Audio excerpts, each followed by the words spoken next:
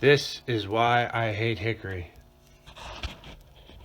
The absence of the sprocket in my tip. It's not focusing. And look at this. Come on, focus. What the hell did that? I have no idea. This bar was not that old. I was gonna swap the tip, but now I can just throw it away. What a shame. Alright, we're gonna do this again. Something screwed up with my camera. Here is the clutch spring that broke. So to get in there to get a new one in, we gotta take the clutch off. And I do not have the spark plug thing that you put in here to stop this, to take it off. So this is what I'm gonna show you. A little trick. Yes, it's not the right way. And yeah, you can cause damage if you're not careful by doing it this way. So please don't crucify me. This is just how I was taught, and it's worked for me in the past. I don't think I've done a video on this. So hopefully you guys can see what I'm doing. But here, what you want to do is get yourself some rope like this, soft rope. And you look in there, you can see down in there, you guys can't see down in there, but you know, you can see where the piston is.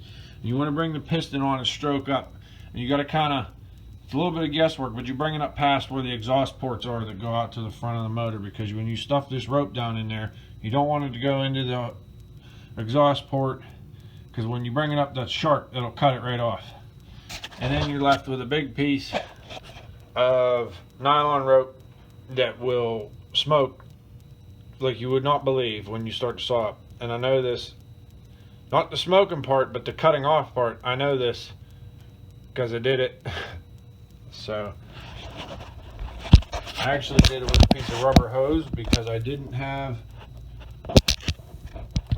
have, I was out in the woods and I didn't have a piece of rope. So, but we twist this up and you just start working it down in there. You got to get a decent amount in there. You gotta like twist it and play with it. It's kind of a pain in the butt. But not having the right tools usually is, huh? Or you can be a smart guy, use a little screwdriver. Just push it down in there that way. Ha ha ha. Yeah, smarter than what you're working on. Not always, just lucky. But alright, that's in there. So, take a 19mm socket. Big bar. BFB, big bar. Now you got to remember, this is righty loosey, lefty tighty. So that'll mess you up real quick, fast like. As you see, I can turn it. Now look, it just stops. That's because the rope is bound up at the top. Now you just kind of, real easy, just like that. And off she comes, babe. Off she comes. The clutch is a little bit worn. And the reason it's a little bit worn is because I ran it. See a little bit of wear in there? I ran it after that thing broke. So that's on me. Nobody else. Let's find the springs here, folks. Let's find the springs. Springs. Where's my springs? There's a spring. I might even have a new clutch. Put that in there, huh? Do I have a new clutch? No, I do not. I thought I did. But I don't. I just have the drum. And the rim sprocket. So, like I said, forgive me if I'm not talking real loud. My voice has been in and out. I don't want to mess it up anymore. So, now we got to get this little booger on there. And this can be a pain in the butt. It absolutely can. Because see, you gotta, to get the spring down in there, you have to pull this apart like this. So you gotta get one side on. I'm trying to do this where you can see it. I gotta watch out, stand up and smack my head here. Oh man, I'll tell you what. And if you look, one spring has a little bigger gap. One side of the spring has a little bigger gap than the other. So, and once you get it there, you gotta kind of either need needle nose, or you can do it. Oh man, those are some serious springs.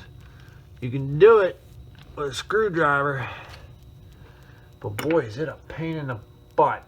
I don't know if I got needle nose in here somewhere. I did this before and it wasn't on camera and it went real smooth. And now that I'm trying to do it on camera, it's not so heckin' smooth.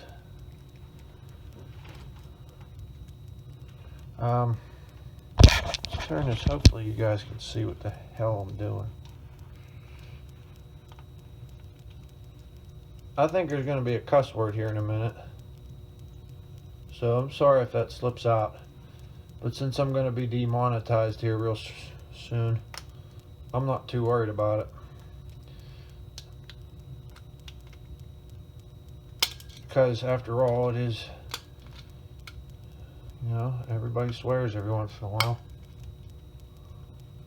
Boy, this is proving to be a pain in the butt today. You don't realize how much heat is on these little springs till you gotta take one out, or put it back in, I should say. So we're gonna try a different approach. Try the other side first, eh?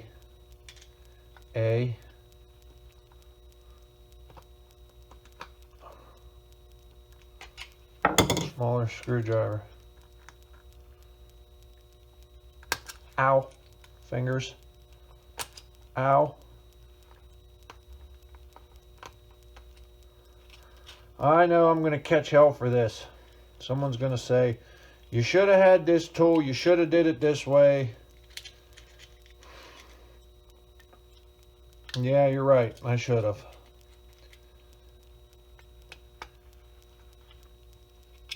Oh, I think I got it. There she is, ladies and germs. New clutch spring assembly. Now, let's go back to the saw. When we have this off, we'll check our wrist pin. It looks good, feels good, no play in the wrist pin. I know it's even good because I just did this not long ago with another one I had. Or no, I just changed the drive sprocket on the back.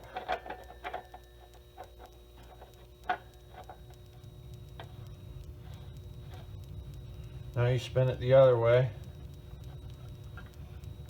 Now you have to cycle the piston because you're going opposite direction you did before, and it'll come up and it'll stop like that.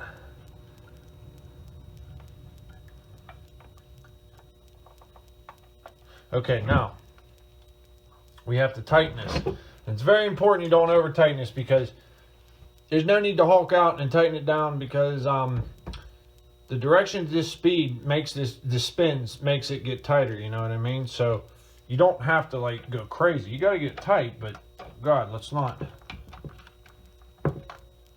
I think I just cut some rope.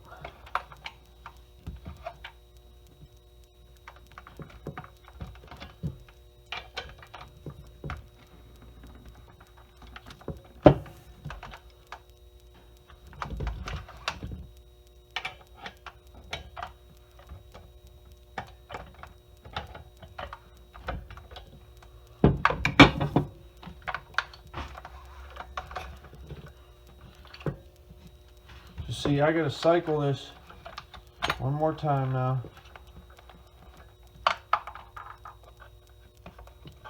Because it's pulling on the pull rope is what it's doing. Is the pull rope won't let it come backwards. So I got a little bit of pull rope pulled out. We're gonna stuff this rope back in, the stopper rope, like this. Now I will spin it the opposite direction.